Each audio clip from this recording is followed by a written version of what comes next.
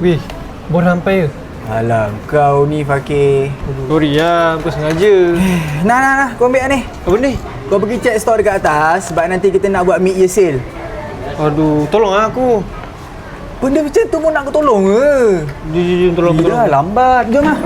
Ni nampak kan banyak kipas kat sini. Kipas kat sini pun kita ada promo kak. Harga dia KDK ni 159. Tapi customer pun kena tahu juga ni, kita ada lagi murah ni, RM79 ni. Tak beritahu pula, ni pun promo juga.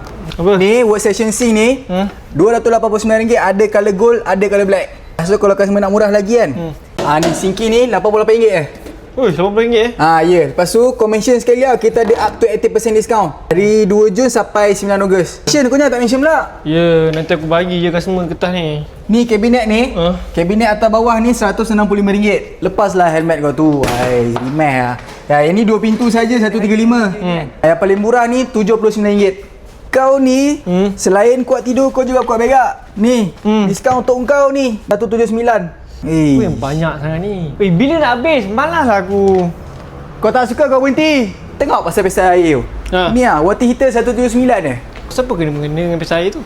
Tu slanted hood tu RM519. T-shirt ni RM449. Bukan tegur nak mengada. Tunjuk garang tak kena masa. Semua benda serba tak kena. Kalau kau buat silap terang jadi gelap. Bahagian segi kita ada lebih 50 jenis. Tahu lah, lepas tu kau mention dekat customer, harga kat sini dah terbaik, lepas tu boleh runding. Tak bosan dah kerja? Habis, apa cara kau ada? Music please! Macam-macam cara. Kalau nak jadi kaya, silap kaya rada.